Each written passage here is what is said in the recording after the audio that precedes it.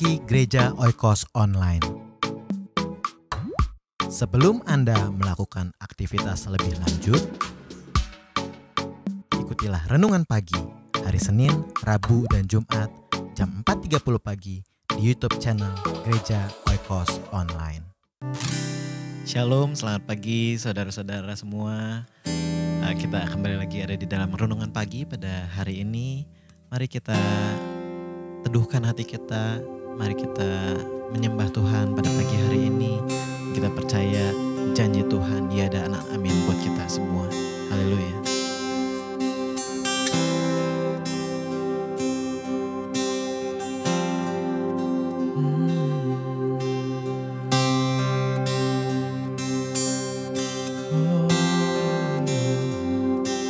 Yes Lord, kami menantikan-Mu Tuhan pada pagi hari ini.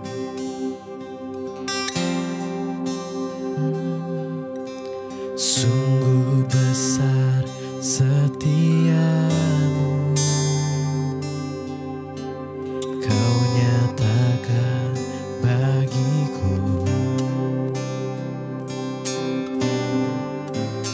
Kau Bapa yang selalu mengerti isi hatiku. Kemuliaan-Mu Kau janjikan,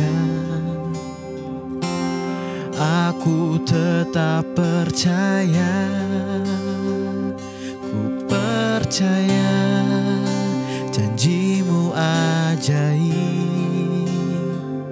terukir dalam kehidupanku.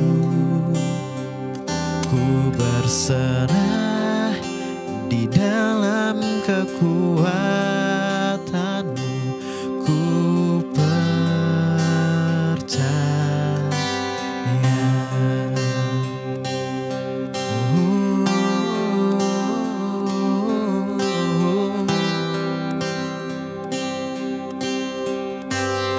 Sungguh besar, sungguh besar setiamu, Kau nyatakan bagiku.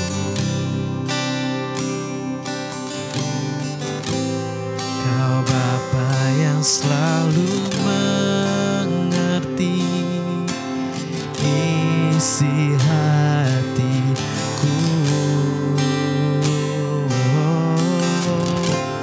Kemuliaan-Mu Kau janjikan, aku tetap percaya,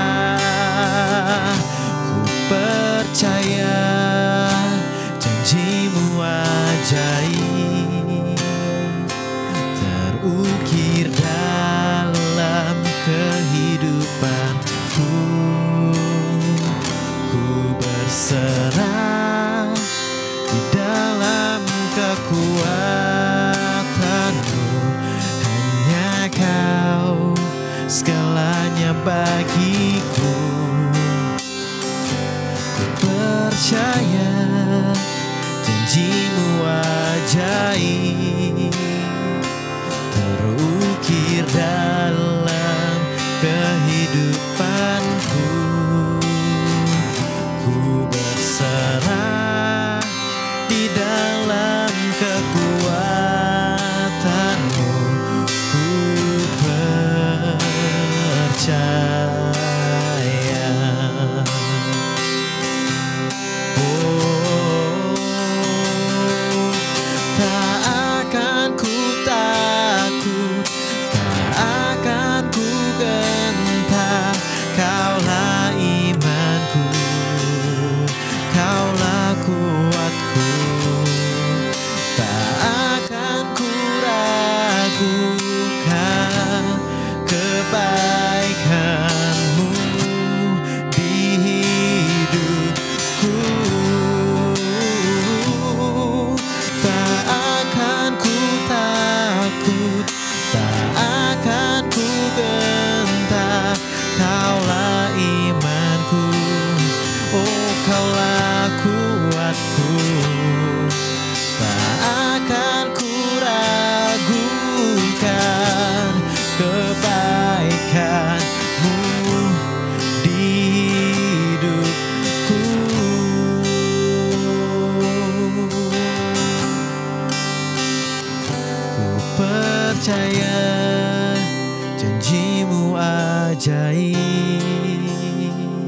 terukir dalam kehidupanku.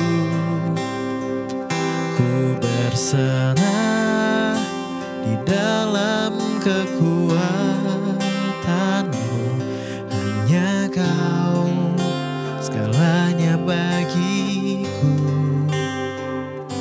Ku percaya janjimu ajaib, terukir dalam kehidupanku. Ku berserah di dalam kekuatanmu. Ku percaya.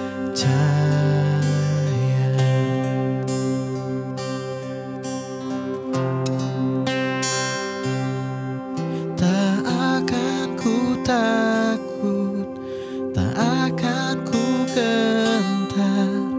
Kaulah imanku, Kaulah kuatku.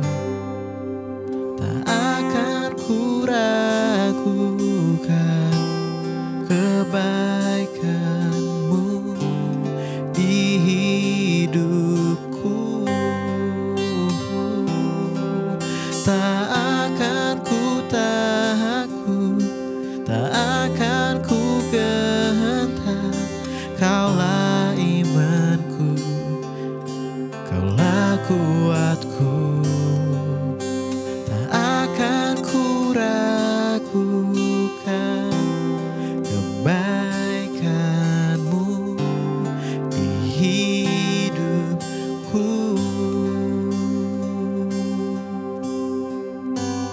Katakan, ku percaya janjimu ajaib,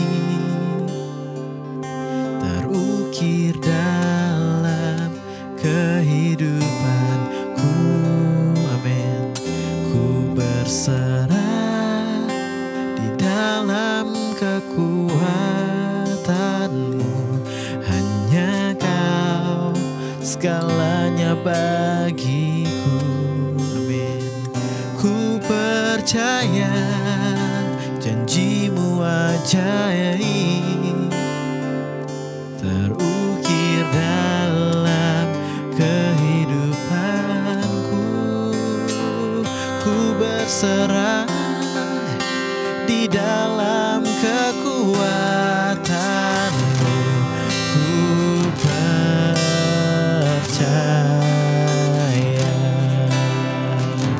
Ku berserah di dalam kekuatanmu. Ku percaya.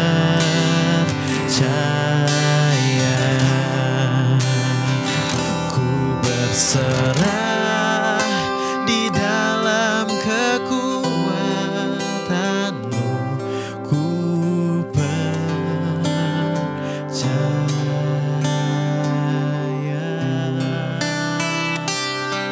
Oh.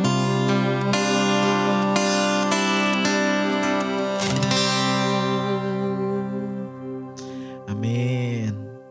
Mari kita siapkan hati kita untuk kita mendengarkan firman Tuhan pada pagi hari ini. Shalom, selamat pagi, selamat kita bertemu kembali dalam kasih Tuhan Yesus Kristus. Saya berharap saudara-saudara sekalian semuanya sehat-sehat selalu dalam lindungan Tuhan Yesus Kristus. Mari kita mendengarkan firman Tuhan yang terambil dalam Lukas pasal 15. Kita akan dalam serial tentang the lost coin, the lost son, and the lost sheep. Ya, kita akan lihat Lukas pasal 15 ayat 8 sampai 10.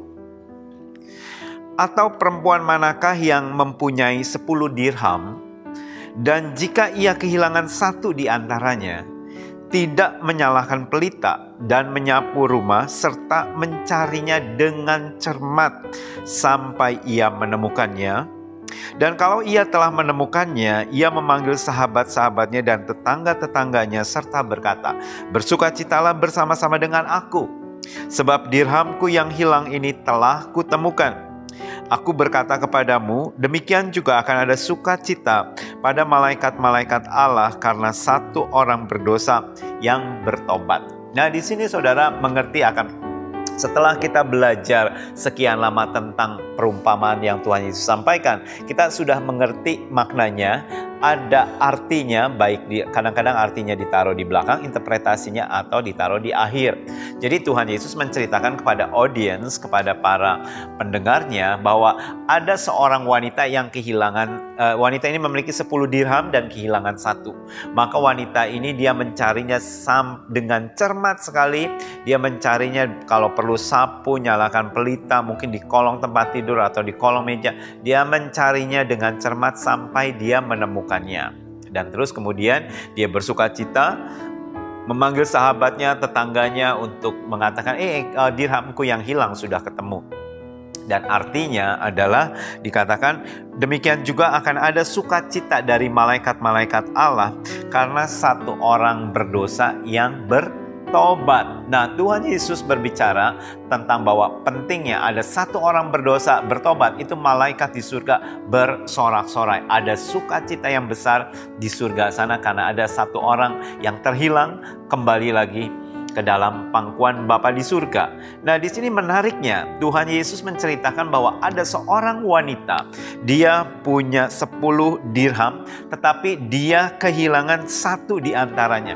Ada yang menafsirkan bahwa 10 dirham ini adalah rangkaian kalung yang ada 10 matanya, dan terus kalau 1 hilang, maka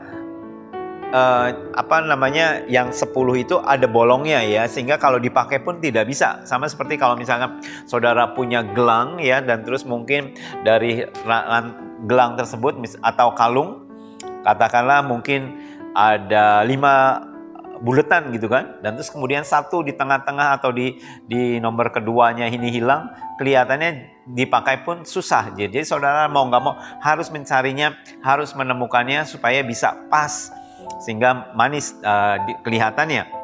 Bisa saja seperti itu, tetapi tidak tahu bagaimana, apakah mungkin yang disampaikan oleh Tuhan Yesus itu ada berbicara tentang seorang wanita yang memiliki kalung yang punya 10 koin, terus kehilangan 1, dia harus menemukannya lagi. Nggak ada data atau keterangan yang jelas tentang kalung tersebut.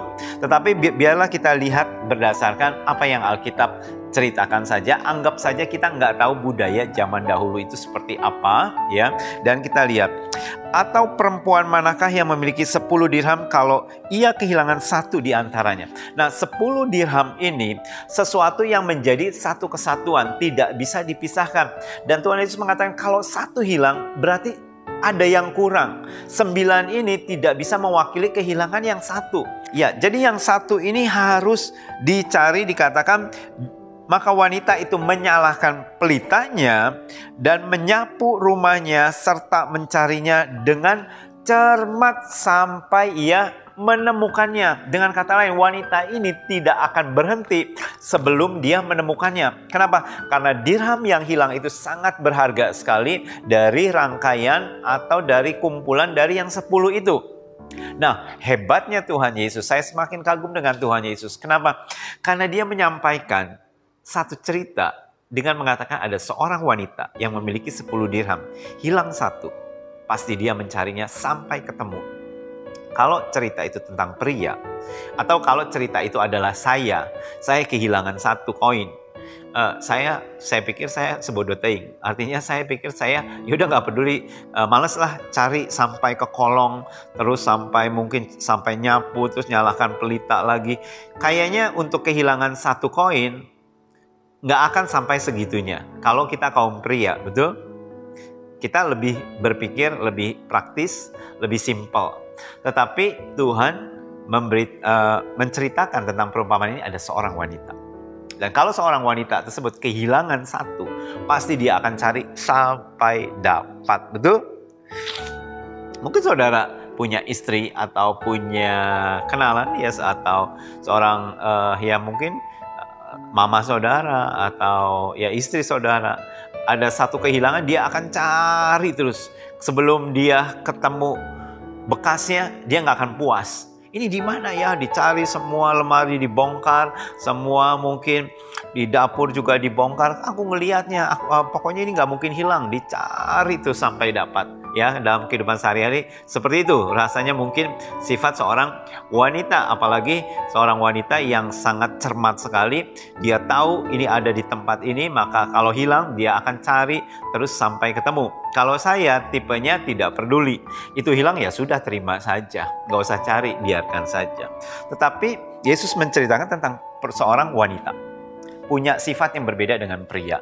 Dan terus wanita ini sangat cermat sekali dan dia sangat rajin sekali. Dikatakan kalau dia kehilangan satu, dia akan menyalakan pelitanya. Dengan katanya dia punya niat untuk mencarinya. Dia nyalakan pelitanya dan terus kemudian dia akan menyapu rumahnya. Dikatakan menyapu rumah serta mencarinya dengan cermat. Sampai kapan? Sampai ia menemukannya. Artinya si wanita ini tidak akan berhenti sebelum dia menemukannya. Karena mata dirham tersebut atau koin tersebut itu sangat precious sekali buat dia.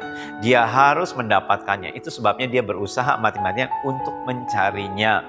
Dan Tuhan Yesus menceritakan arti perumpamaan ini adalah tentang sukacita di surga kalau ada satu orang bertobat. Ada mungkin di antara saudara yang menjadi the lost coin, mata dirham yang hilang. Kalau saudara lihat perbedaan antara the lost coin sama the lost son atau anak domba yang hilang, itu masing-masing berbeda. Mata dirham yang hilang, itu dia pasif.